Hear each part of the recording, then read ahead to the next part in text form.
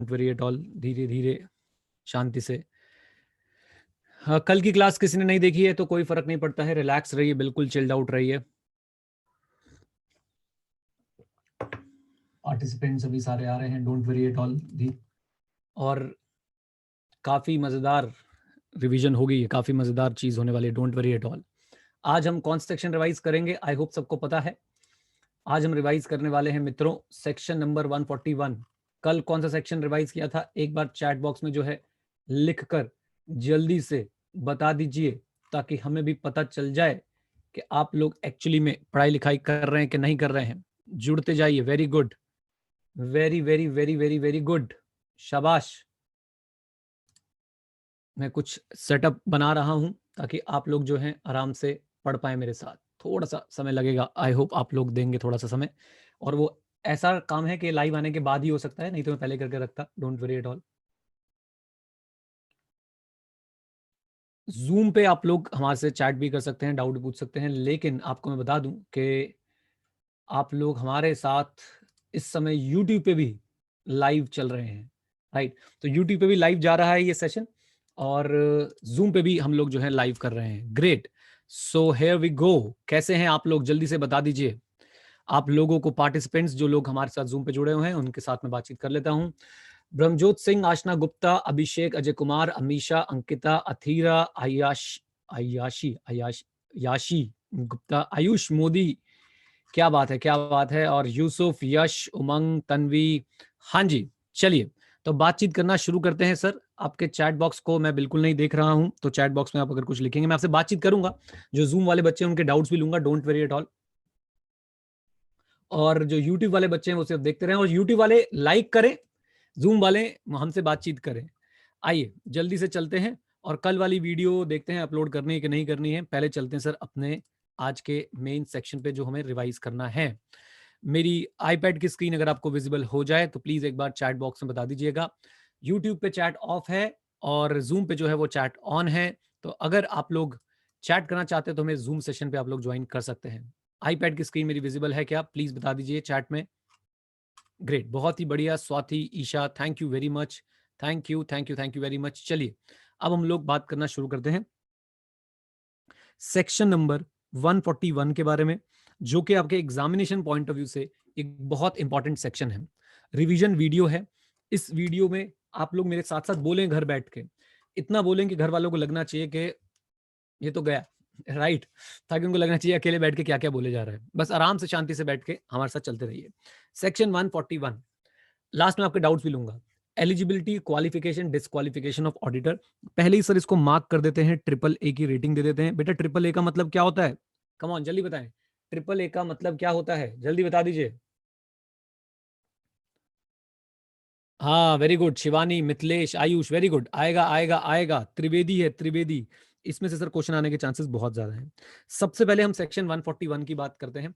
141 guys आपसे बात करता है एलिजिबिलिटी की। इसका कनेक्शन जो है गाइज, आप लोग सेक्शन 139 से बना सकते हैं। 139 में आपको याद होगा कि हम लोग अपॉइंटमेंट करते हैं। 139(1) में स्पेसिफिकली लिखा होता है कि एक सर्टिफिकेट लेना है। सर्टिफिकेट में होगा सर, वो सर्टिफिकेट है इस बात का कि जो अपॉइंटमेंट है वो है एज पर the conditions as be prescribed. तो उस कंडीशन में क्या क्या होता था कि भाई एलिजिबल हूं, डिस्क्वालीफाइड नहीं हूं, 141 वाली बात होती थी। और वहां पे एक चीज और होती थी सर्टिफिकेट में कि ऑडिट अगर एक्सेप्ट किया जाएगा तो भाई साहब वो जो ऑडिट होगा वो विद इन द लिमिट्स होगा, वो भी 141 से उठता था। आई होप ये कनेक्शन आपको समझ आ गया। और कनेक्शन बना के पढ़ना बहुत ज्यादा जरूरी है, विदाउट कनेक्शन पढ़ेंगे तो मजा नहीं आएगा। पहले मुझे बताइए ये बात आपको समझ आ गई कि 141 शुरू करते ही हमने इसका 139 से जो कनेक्शन बनाया, जल्दी से चैट बॉक्स में बता दीजिए मुझे। वेरी गुड, शिवानी, मिथिलेश, हर्ष, अमीशा, क्या बात है, क्या बात है, क्या बात है, बहुत ही बढ़िया। आइए नाउ, एक व्यक्ति तभी sir eligible to be appointed as auditor of the company only if he is a chartered accountant. तो सीए, सीए होना जरूरी है। अगर आप लोग कंपनी के ऑडिटर बनना चाहते हैं तो साहब सीए, चार्टर्ड अकाउंटेंट होना जो है वो बहुत ज्यादा जरूरी है, राइट। क्या एक सीएस, क्या एक सीएमए हमारी किसी कंपनी का ऑडिट कर सकता है? मैं आपको बता दूं सर, सीएस, सीएमए, सीए तीनों ही सर प्रोफेशनल बॉडीज हैं, तीनों ही आपस में भाईचारा रखते हैं, बहुत बढ़िया है, हर किसी को अपना काम दिया गया है। चार्टर्ड अकाउंटेंट को स्पेसिफिकली सेक्शन 141 में बोला गया कि only a chartered accountant can be appointed as the auditor, is eligible to be appointed as the auditor of a company. क्या एक फर्म अपॉइंट हो सकती है? हाँ, लेकिन उसमें आपने ध्यान रखना है majority of partners practising in India are qualified to be appointment as aforesaid, यानी कि अगर 3 पार्टनर्स हैं तो 3 में से 2 कम से कम क्या हो, चार्टर्ड अकाउंटेंट हो, तभी जो है वो बात बनेगी। इतनी बात आपको समझ आ गई, हाँ या ना? जल्दी बताइए। तो पहला क्वेश्चन इसमें से बन सकता है, क्या क्वालिफिकेशन चाहिए सर ऑडिटर बनने के लिए? Chartered accountant. क्या फर्म अपॉइंट हो सकती है? Yes, only if the majority of partner, मेरे साथ वहीं पे घर पे बैठे बैठे चिल्लाइए एक बार, majority of partners are qualified for appointment as such. लीजिए, देन गाइस फिर चार्टर्ड अकाउंटेंट की डेफिनेशन जो है कंपनीज एक्ट में 217 में दी है। 217 में क्या बोला गया है कि भाई चार्टर्ड अकाउंटेंट मतलब वो चार्टर्ड अकाउंटेंट जो 21B of the chartered accountants act में डिफाइंड है, जो 21B of the chartered accountants act में डिफाइंड है। और 21B of chartered accountants act में बोला गया है चार्टर्ड अकाउंटेंट का मतलब है जो पर्सन मेंबर है इंस्टीट्यूट का। अभी आप लोग स्टूडेंट है, आपके पास NRO, SRO, CRO, WRO, ERO, FRO होगा। जब आप लोग क्या बन जाएंगे, मेंबर बन जाएंगे, तो आपका मेंबरशिप नंबर आएगा, यानी आपका मेंबर होना जो है वो बहुत ज्यादा जरूरी है। तो पहला पॉइंट अपना कवर होता है sir 141 subsection 1, who is qualified to be appointed as the auditor? Only if the person is a chartered accountant then he is qualified to be appointed as the auditor. Firm भी appoint की जा सकती है only where majority of partners are qualified as chartered accountant. Chartered accountant बोले तो as per 21B of the chartered accountants act, 21B अगर देखने जाए तो सर जी चार्टर्ड अकाउंटेंट, याद रखिएगा चार्टर्ड अकाउंटेंट, लेकिन साथ साथ में एक चीज ध्यान रखिएगा, मेंबर होना बहुत ज्यादा जरूरी है चार्टर्ड अकाउंटेंट के लिए। अच्छा, सिर्फ और सिर्फ सर वही चार्टर्ड अकाउंटेंट है जो मेंबर है, उसके पास सर्टिफिकेट ऑफ प्रैक्टिस भी होना चाहिए। ये भी बहुत इंपॉर्टेंट पॉइंट है, क्योंकि अगर आप सीए हैं, मेंबर हैं, लेकिन आपने प्रैक्टिस के लिए सर्टिफिकेट नहीं ले रखा है, तो भी आप ऑडिटर जो है वो अपॉइंट नहीं हो सकते हैं। अच्छा जी, प्लीज। देन नेक्स्ट पॉइंट पे, sub section 2, very important, MCQ point of view पूछ सकते हैं सर आपसे इस पे, एमसीक्यू बहुत ज्यादा इंपॉर्टेंट है। तो ठीक है, आज की डेट में मल्टी डिसिप्लिनरी फर्म्स बन सकती हैं, यानी कि एक सीए सीएस के साथ, एमबीए के साथ, एक्चुअल के साथ पार्टनरशिप कर सकता है। लेकिन पहली बात ये ध्यान रखनी है, वो फर्म अपॉइंटमेंट, वो फर्म ऑडिटर कब बन सकती है? When majority of partners are chartered accountant. दूसरी चीज ध्यान रखनी है सर, उस फर्म में हो सकता है पार्टनर्स कितने ही हो, लेकिन भाई साहब साइन साइन कौन करेगा रिपोर्ट पे? The partner who is qualified to be a chartered accountant, right? यानी कि only a who is a qualified chartered accountant, only a CA can sign the audit report.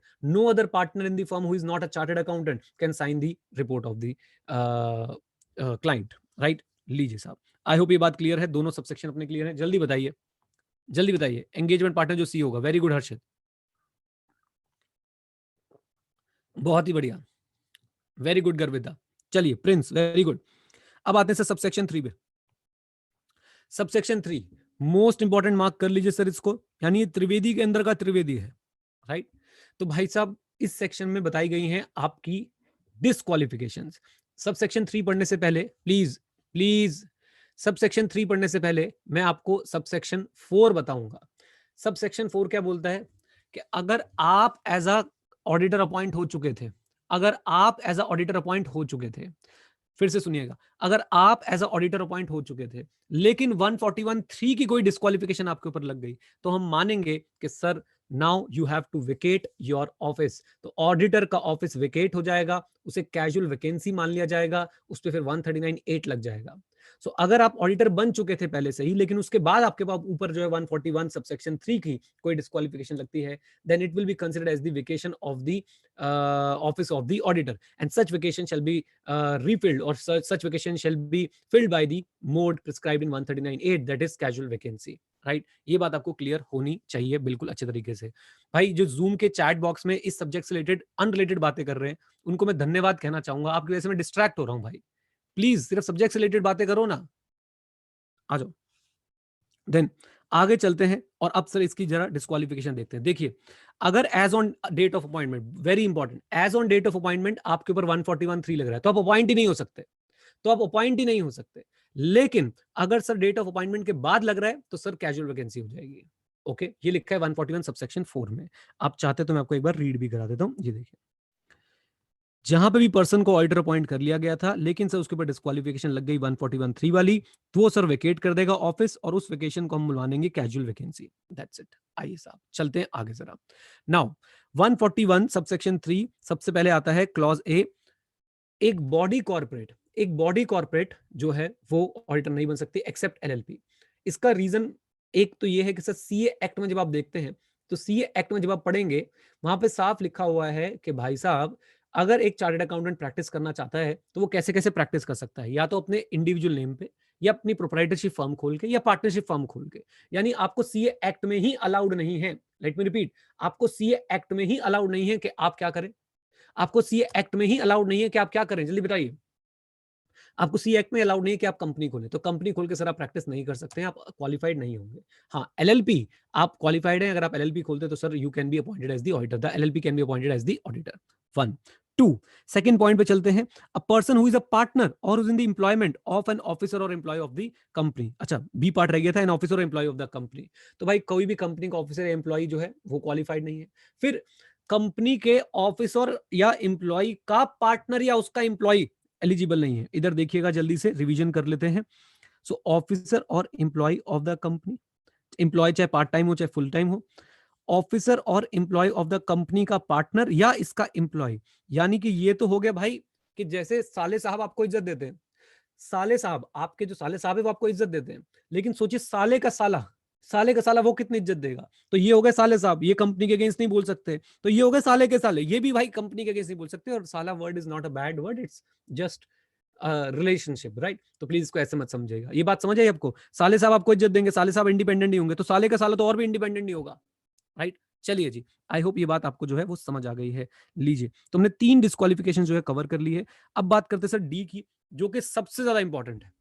सबसे ज्यादा इंपॉर्टेंट है D वाला point sir, सबसे ज्यादा। D point जो है सर वो आपसे कितनी चीजों पे डील करता है मैं आपको बता देता हूं।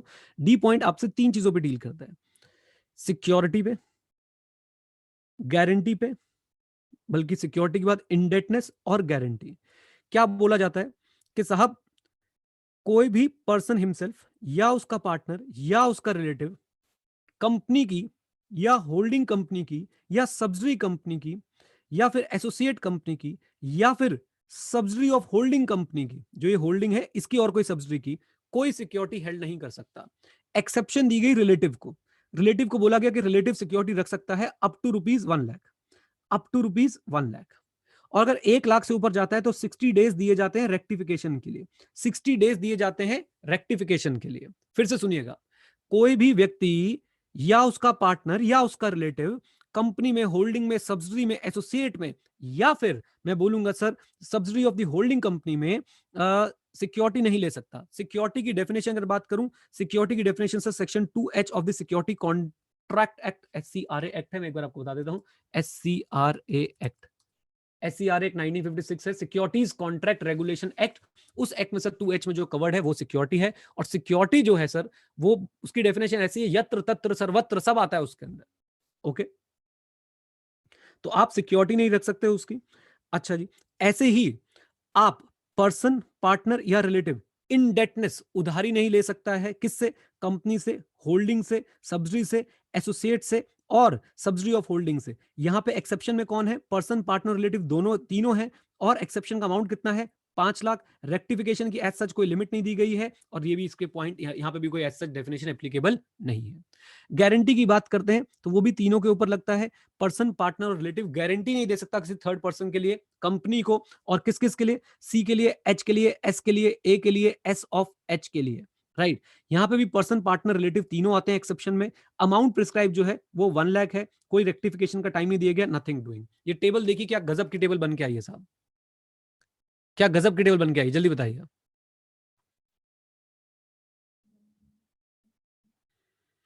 हाँ जी, हाँ जी, 1,00,000 तक की गारंटी है तो चलेगा, 5,00,000 तक का इंडेटनेस है तो चलेगा, 1,00,000 तक की। इसमें एक इंपॉर्टेंट पॉइंट, फेस वैल्यू होनी चाहिए। 1,00,000 फेस वैल्यू की बात करता है, मार्केट वैल्यू की बात नहीं करता है। इजी, बोलिए। 1,00,000 बेटा फेस वैल्यू की बात करता है, मार्केट वैल्यू की बात नहीं करता है। यूट्यूब वाले बच्चे लाइक करके बताएं, और जूम वाले बच्चे चैट में लिख के बताएं फेस वैल्यू। बिल्कुल अदिति, राइट।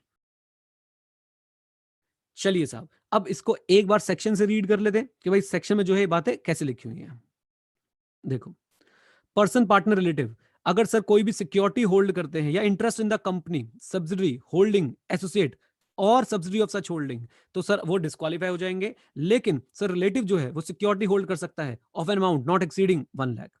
इंडेटेड है सब्सिडी को, कंपनी को, होल्डिंग को, एसोसिएट को, सब्सिडी ऑफ होल्डिंग को, सर नॉट एक्सीडिंग 5 लाख, तो सर जी वो अगर अप टू 5 लाख है तो डिस्क्वालीफाई नहीं होंगे, 5 लाख से ऊपर जाएगा तो डिस्क्वालीफाइड हो जाएंगे।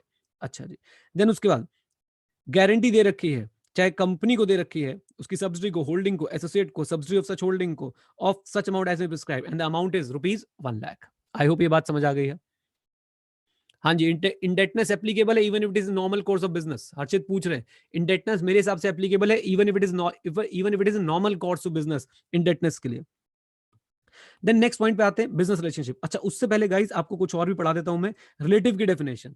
तो रिलेटिव की डेफिनेशन में कौन कौन आता है? Member of HUF. हाँ जी बोलिए कौन? Member of HUF, husband and wife and prescribe. Prescribe में देखिए कौन कौन आ गया।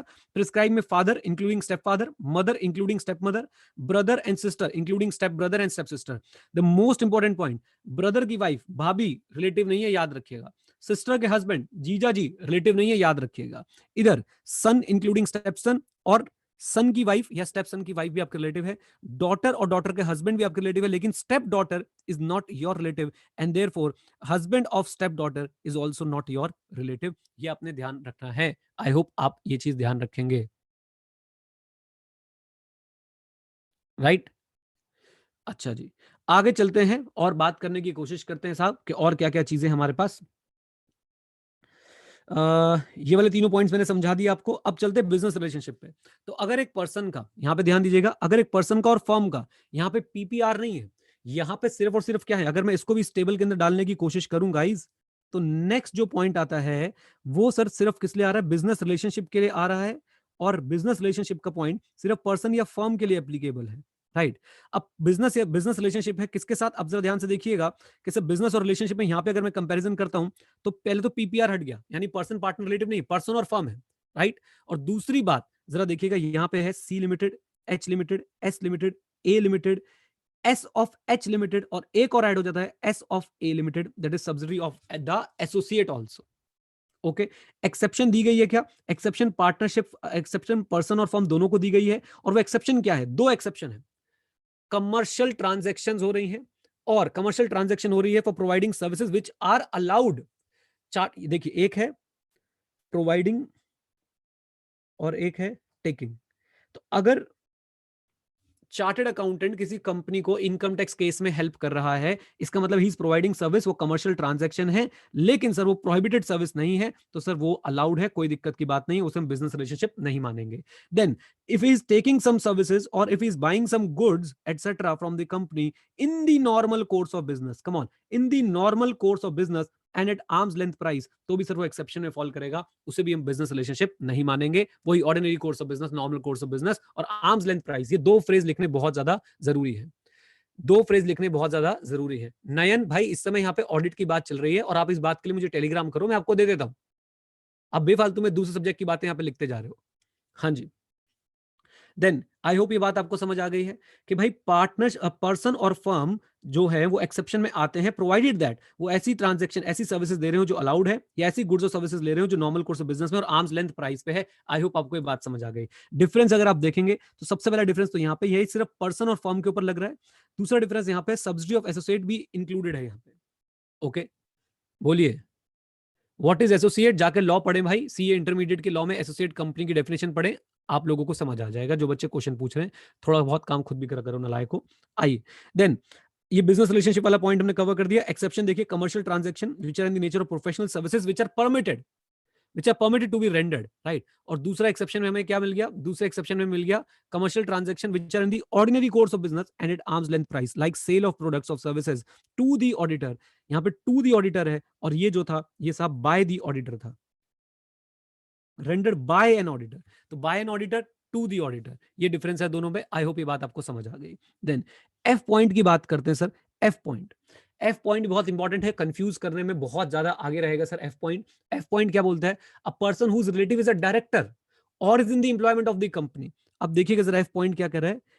एक पर्सन है जिसका रिलेटिव डायरेक्टर है या एम्प्लॉयमेंट में है एज डायरेक्टर और केएमपी, वो भी पर्सन डिस्क्वालिफाइड है, वो भी पर्सन डिस्क्वालिफाइड है, इनएलिजिबल है। यहां पे ध्यान देने वाली बात है, रिलेटिव डायरेक्टर और एम्प्लॉयमेंट एज डायरेक्टर केएमपी कहां पे? कंपनी में सिर्फ। यहां पे S H A, S of H और एस ऑफ ए इंक्लूडेड नहीं है।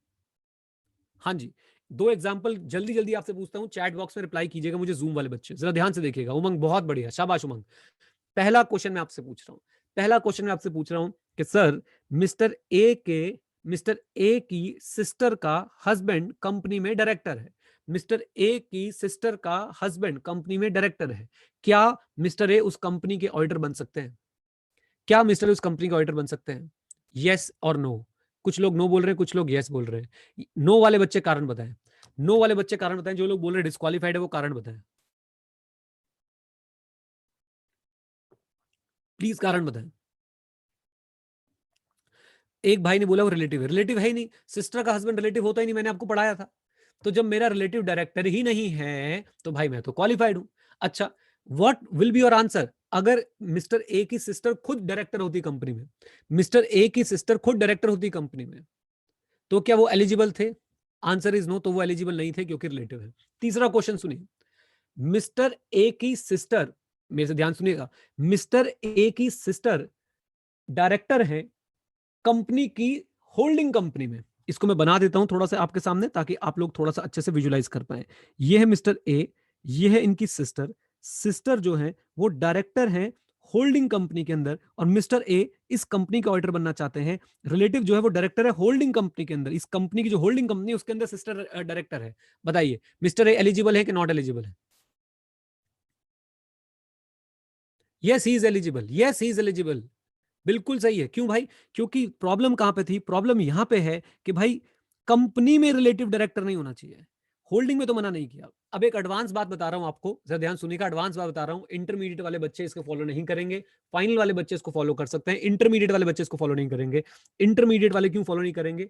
बेटा फाइनल वालों के केस में ना प्रोफेशनल एथिक्स भी आते हैं, सीए एक्ट भी पढ़नी होती है। तो सीए एक्ट जो है वो क्या बोलती है, ध्यान से सुनिएगा।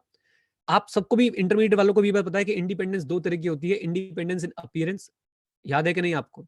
एक तो आपकी इंडिपेंडेंस अपीयरेंस की होती है और दूसरी कौन सी होती है, जल्दी बताइए चैट बॉक्स में। Yes, independence of mind, independence of appearance, बहुत बढ़िया।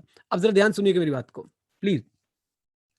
अगर मेरी बहन होल्डिंग कंपनी की डायरेक्टर है तो मैं इस कंपनी का ऑडिट एक्सेप्ट करूंगा। आप बताइए अपीयरेंस में दिक्कत आ रही है कि नहीं आ रही? ये एडवांस डिस्कशन कर रहा हूं थोड़ा सा, फिर से सुनिएगा। मेरी सिस्टर एक कंपनी की होल्डिंग कंपनी की डायरेक्टर है, मैं उस होल्डिंग कंपनी की सब्सिडरी कंपनी का ऑडिटर बनने जा रहा हूं। बताइए क्या इंडिपेंडेंस एंड अपीयरेंस हर्ट हो रही है नहीं हो रही है? Come on, yes. तो ये बात जो है प्रोफेशनल एथिक्स में ये बात लिखी गई है कि आप कोई भी ऐसा असाइनमेंट एक्सेप्ट मत कीजिए जहां पे आपकी इंडिपेंडेंस पे शक हो सकता है। एक मैंने आपको इंटरमीडिएट वालों को जस्ट एक बेसिक आइडिया दे दिया, राइट? आई होप क्लियर है। कम ऑन, यस और नो, जल्दी बताइए।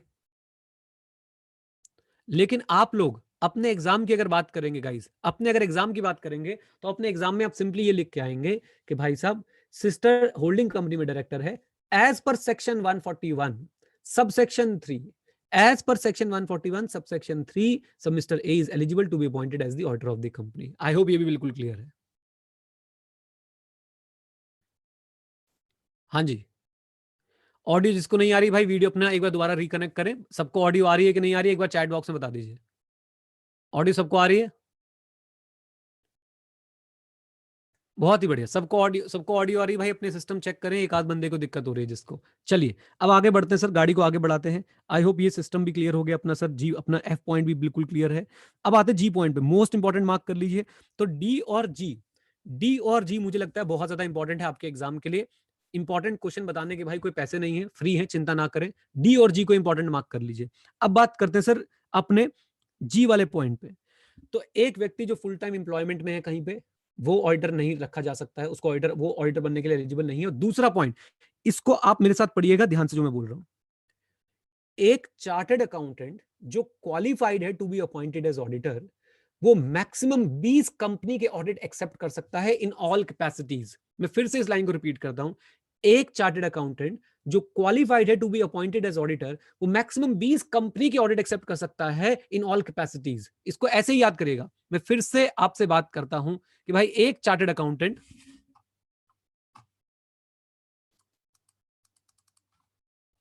एक मिनट रुकेगा।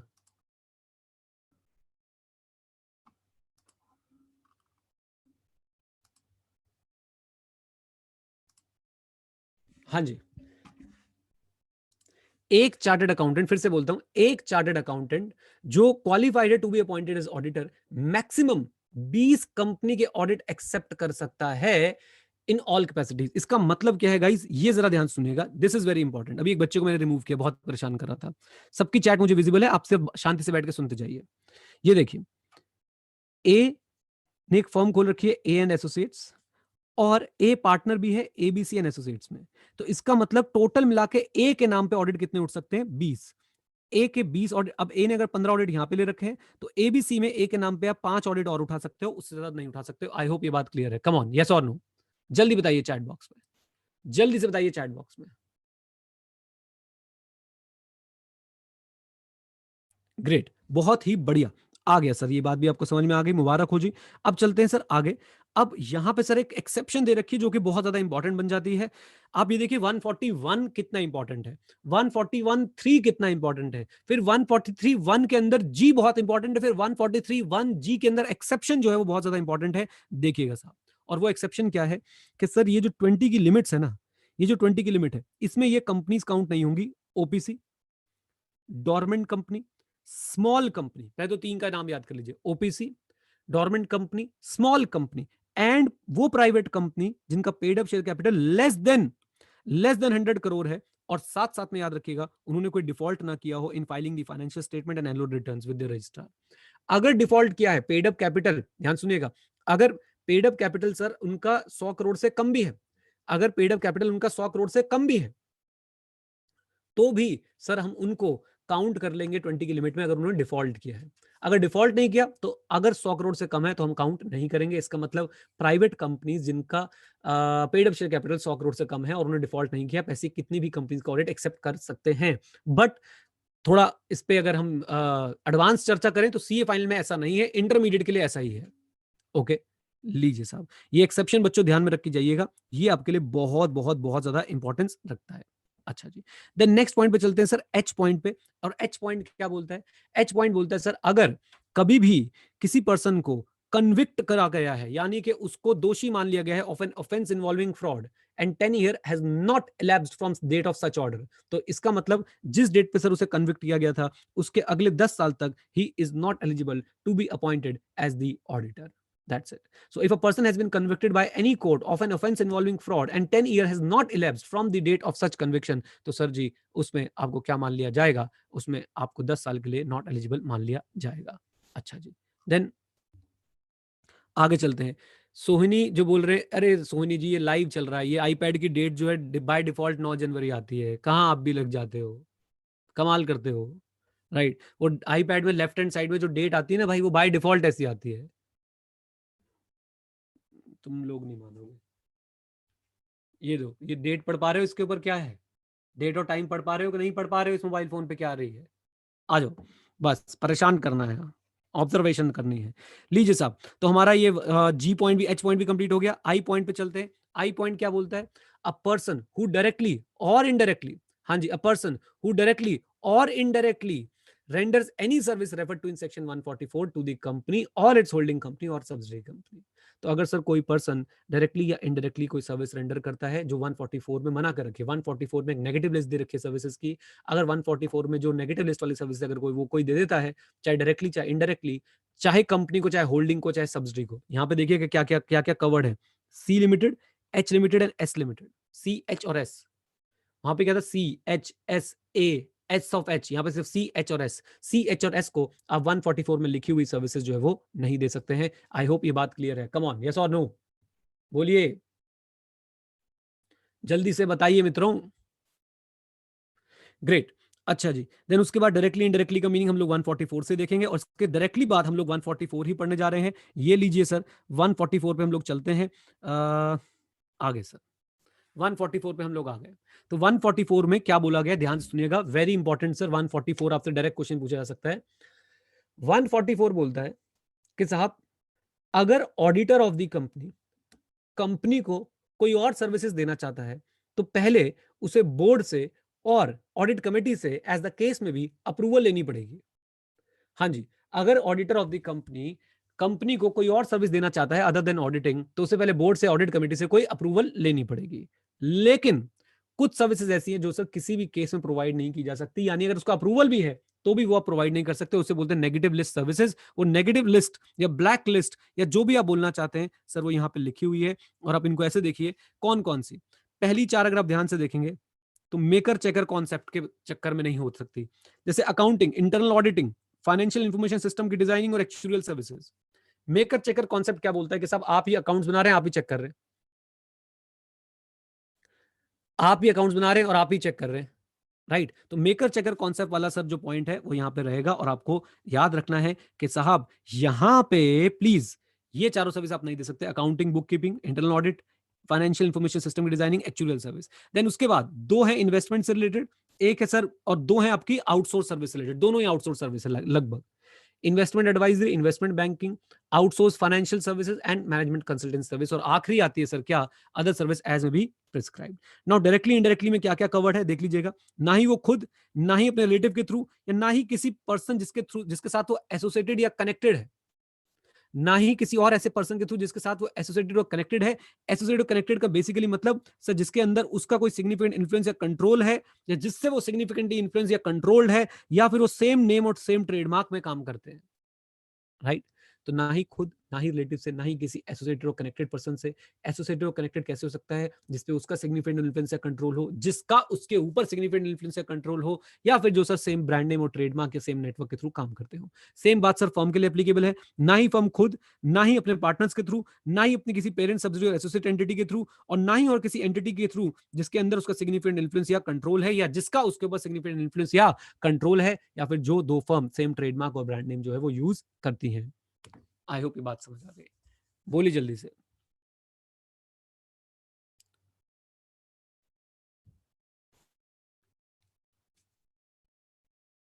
बहुत ही बढ़िया, ग्रेट।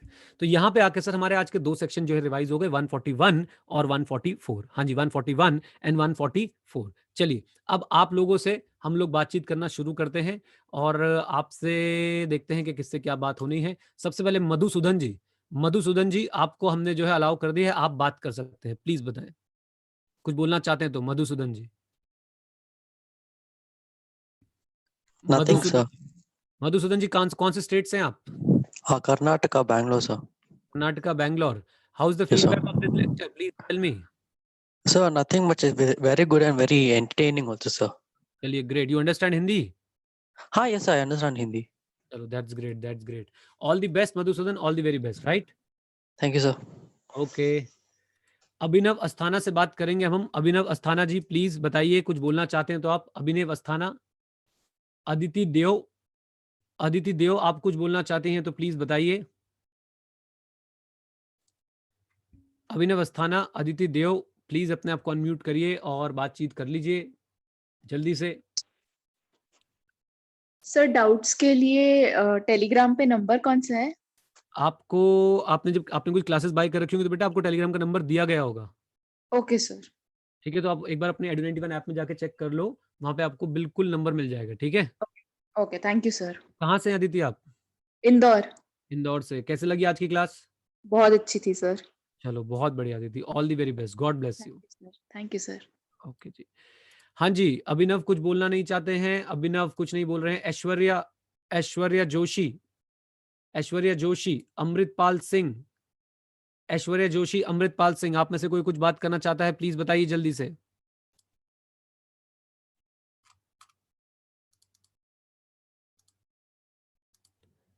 ऐश्वर्या जोशी, अमृतपाल सिंह, अनम्यूट कर लीजिए अपने आप को।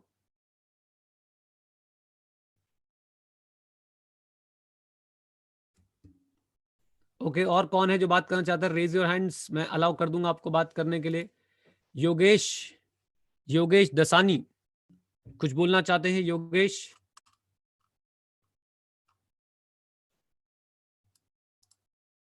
ऋतिका, कोई भी डाउट हो, कुछ भी पूछना चाहे प्लीज, मोस्ट वेलकम।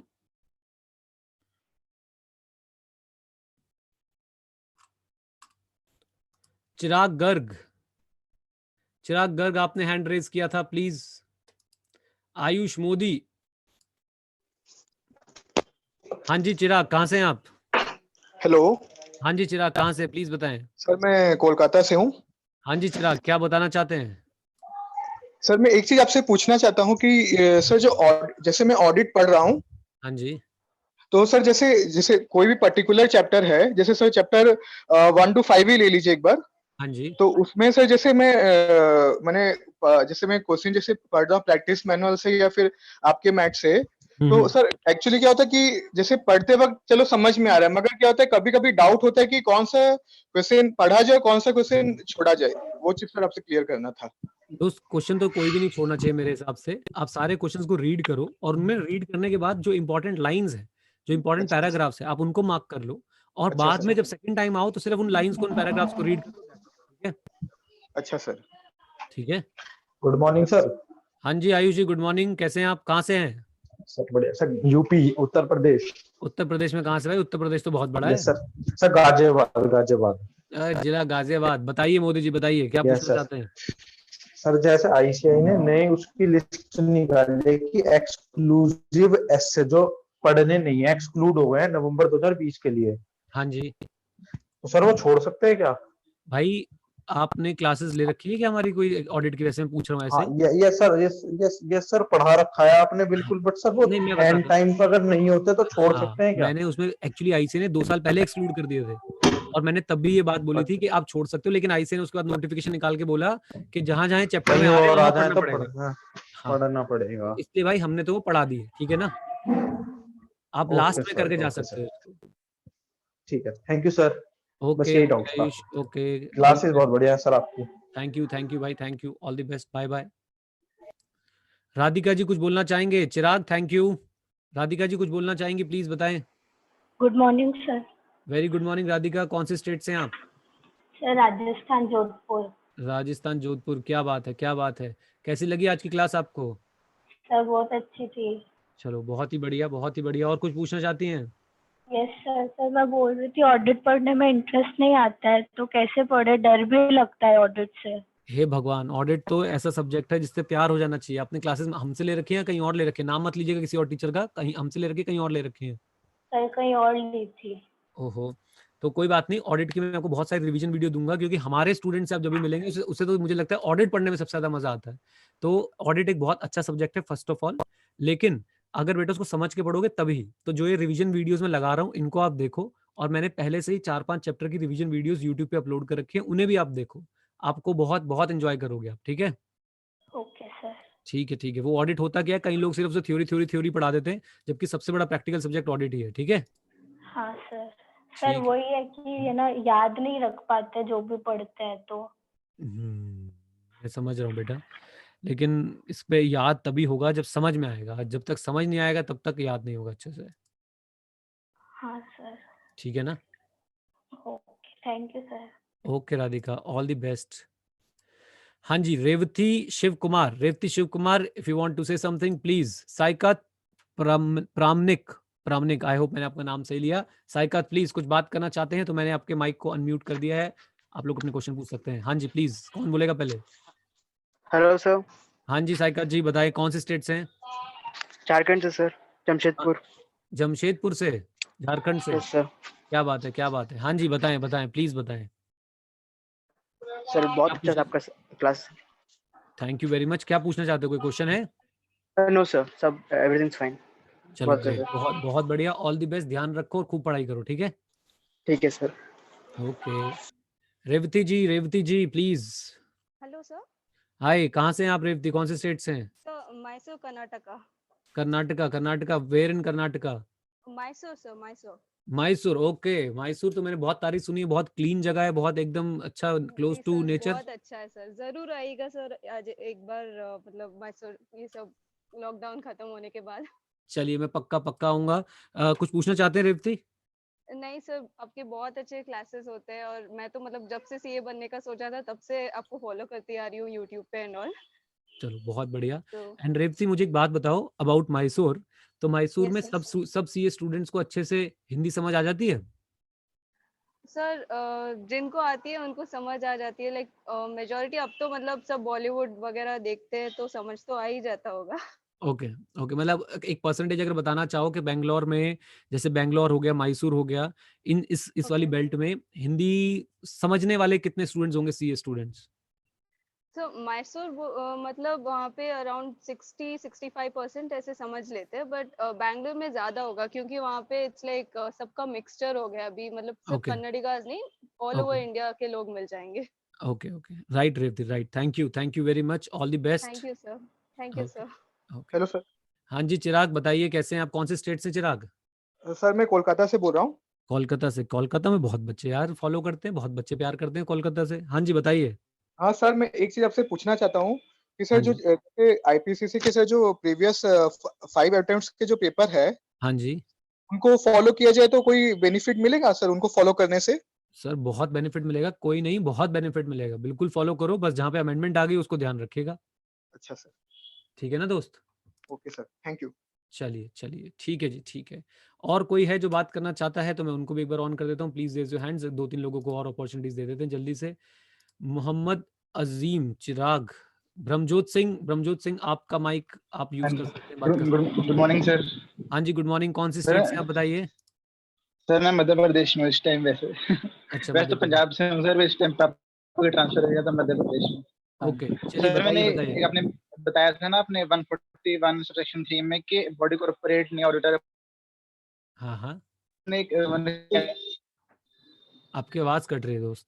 में अगर कोई सर ऑडिटर जाएंगे बॉडी कॉर्पोरेट से तो वो हाँ हाँ, कंपनी की कॉर्पोरेट वेल का फायदा उठा सकते हैं, फिर कंपनी को लायबल बिठा ये सकते भी हैं। ये भी कारण हो सकता है, ये भी कारण हो सकता है, बिल्कुल ठीक कह रहे हो।